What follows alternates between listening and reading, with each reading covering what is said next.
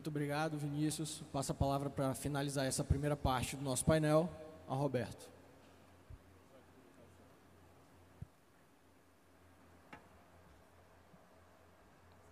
Boa noite, pessoal.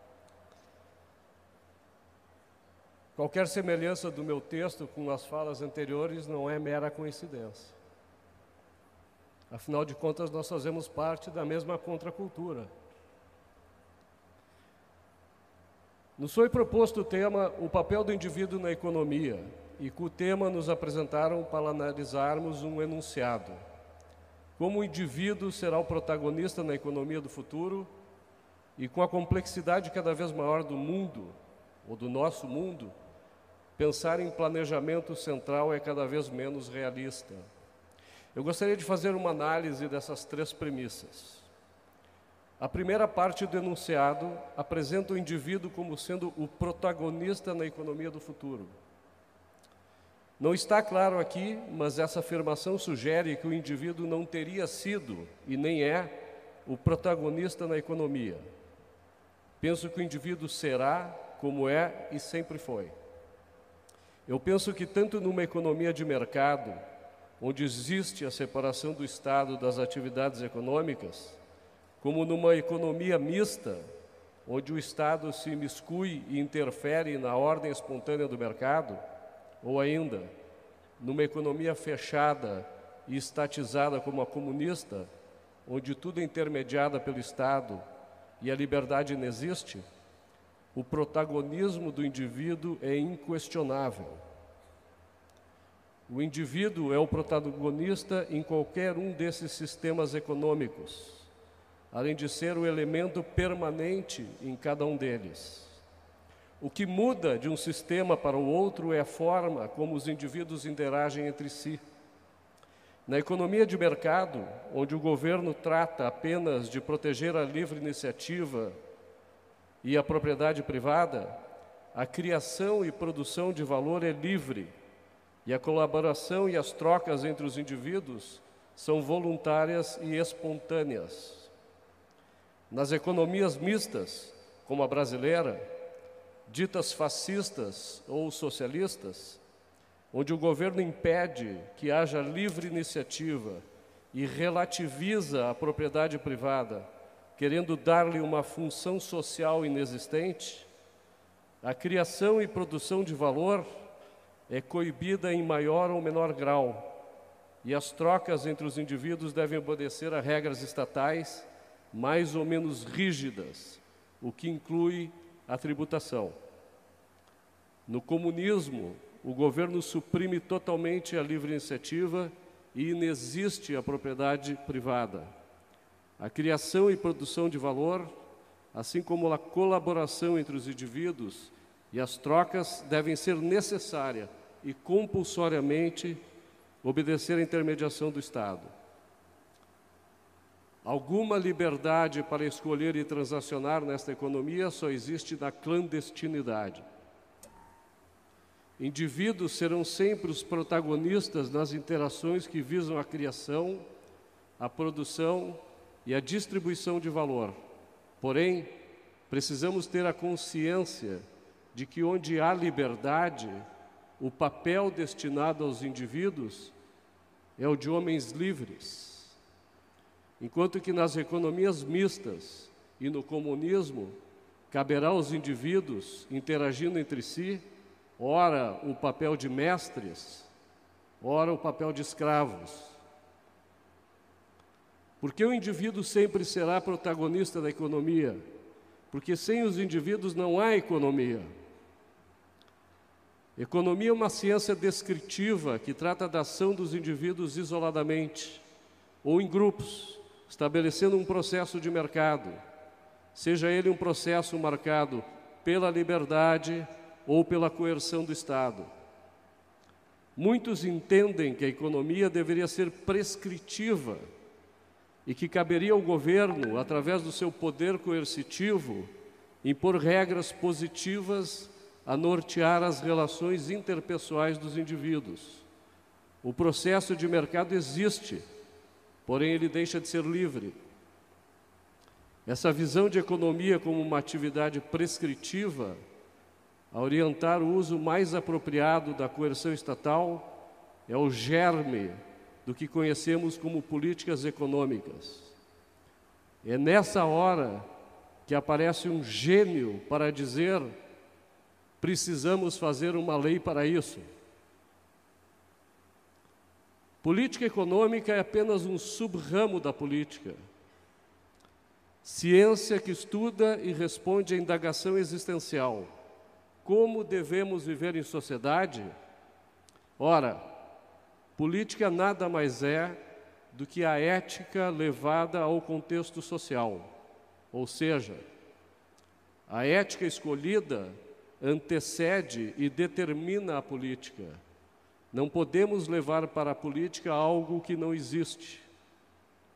A ética a que me refiro é a mesma ética que a realidade nos impõe para que possamos superar os desafios que a natureza e a realidade nos apresentam. Essa ética deve ser respeitada se vivêssemos, cada um de nós, isolados numa ilha, e deve ser preservada a partir do momento em que passássemos a viver em sociedade através da política estabelecida.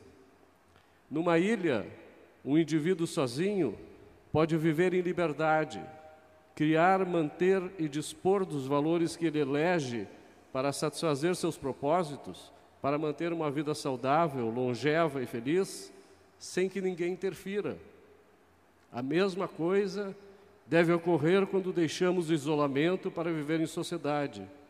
A isso damos o nome de direitos individuais. Direitos individuais que ninguém pode nos tirar, nem outro indivíduo, nem um grupo de indivíduos. Por isso dizemos que eles são inalienáveis.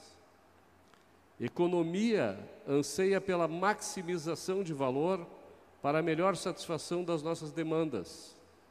Quando falamos em valor, estamos falando de ética. Ética é a ciência que responde à indagação existencial. Como devemos viver nesse mundo regido por leis próprias, utilizando o que a natureza nos concedeu para enfrentarmos o desafio de existir e sermos felizes? Não somos seres instintivos, somos seres volitivos, que precisamos usar a razão para fazer as escolhas que nos permitirão existir. Ética trata exatamente do código de valores que guiará nossas escolhas e nossa ação, que determinará o propósito e o curso de nossa vida. Nossa própria vida e nossa própria felicidade é o mais elevado padrão de valor que há. O que é valor sob a visão da ética e, por consequência, da economia, é tudo aquilo que o indivíduo busca criar e manter para dispor quando, onde e como melhor lhe aprouver. Portanto, não faz sentido se falar de valor sem que se questione valor para quem e para o quê. Somente indivíduos podem responder essa indagação.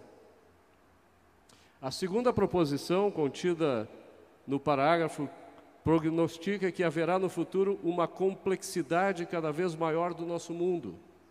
No meu ponto de vista, é exatamente o oposto. Complexo para o indivíduo, para o ser humano, era obter alimentos. Caçávamos com unhas e não com garras, com dentes e não com presas.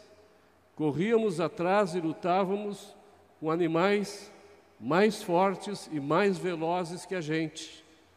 Vivíamos em cavernas, andávamos descalços e descobertos, protegidos apenas por nossa fina pele, por planícies sob o sol ou sob a neve. Morríamos de doenças que não sabíamos de onde vinham e nem como tratá-las. Quando conseguíamos caçar, comíamos carne crua. Estávamos sujeitos a todo tipo de indisposição. Complexo para o homem era sobreviver à peste, à seca, às inundações, aos terremotos, aos furacões e todo tipo de desastre natural. Complexo para o homem era sair ileso da guerra, se proteger das tribos mais selvagens, que sem poder produzir o que lhes manteria vivos, usavam de violência para pilhar e se aproveitar do butim. Complexo para o homem era fugir da escravidão, deixar algum dia a situação miserável a qual estava condenado pela vida toda, porque mobilidade social não existia. Complexo para o homem era viver na escassez, quando na Terra ainda éramos menos de 1 bilhão de indivíduos. A vida para os seres humanos na Terra mudou quando se criaram instituições que reconheceram ser o indivíduo o protagonista da política e, portanto, da economia. A partir do momento em que se entendeu que o ser humano era um indivíduo racional, detentor de direitos individuais inalienáveis, entre eles o direito à vida, à liberdade, à propriedade e à busca da felicidade, e que cabe ao governo apenas proteger esses direitos, o mundo ficou mais simples. A terceira proposição do enunciado, que define o tema deste painel, diz: pensar em planejamento central é cada vez menos realista, ou melhor, é cada vez menos realista. Há pelo menos 2 seres na Terra que não concordam com isso. Um é Nicolás Maduro. Para ele, o planejamento central é indispensável e não parece que abrirá mão dessa ideia tão cedo. Planejadores centrais, como Nicolás Maduro, não acreditam realmente nessa ideia. É por isso que se preparam para usar a força, a coerção. O que eles acreditam é que se a ação humana visa criar e produzir valor para o indivíduo, a pergunta, valor para quem e para o quê, só pode ser respondida por uma pessoa, aquele que está no poder, independente de quem cria e produz o valor e para o quê.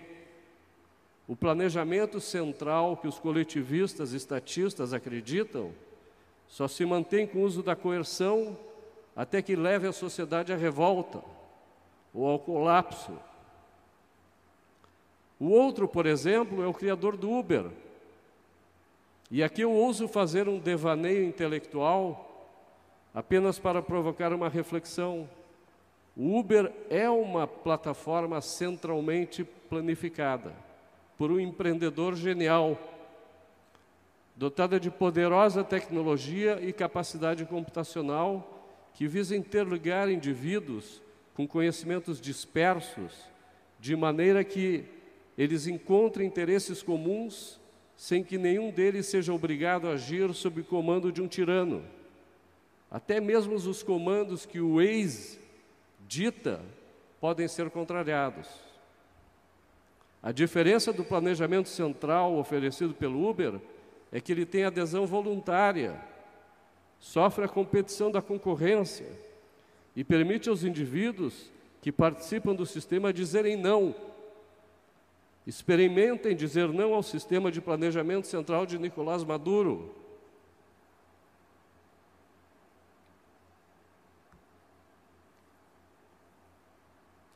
Esse enunciado de que o planejamento central, no caso estatal coercitivo, seria menos realista pela complexidade do mundo, vai na onda que dizia Friedrich Hayek, que tiranos não se justificam porque o conhecimento é disperso e ninguém é onisciente ou onipotente para promover o bem-estar de todos. Acrescentando ao que Hayek sugere, eu diria que mesmo se houvesse alguém onisciente e onipotente, capaz de processar todo o conhecimento do mundo, a tirania não se justificaria, porque somos indivíduos dotados de direitos. Somos livres e independentes, não porque os tiranos são ignorantes, mas porque somos racionais, donos da nossa própria vida, senhores do nosso próprio destino, eleitores dos nossos próprios propósitos. e arquitetos da nossa própria felicidade. Na história da humanidade, a ética que se mostrou mais adequada para o ser humano é a ética do individualismo, que diz que nós, seres humanos, somos um fim em si mesmo. Não somos individualistas para ganhar o imerecido com o sacrifício alheio. Pelo contrário, somos individualistas para não sacrificarmos os outros e nem deixarmos nos sacrificar por ninguém. A política que leva para o contexto social essa ética tem um nome, chama-se capitalismo. O sistema político e econômico que foi capaz de libertar o homem das suas limitações perante a natureza e da tirania dos seus semelhantes. É dessa ética e desse sistema político e econômico que o Brasil precisa desesperadamente para que os indivíduos que interagem na nossa sociedade, na nossa economia, floresçam e para que a nossa sociedade prospere. Obrigado.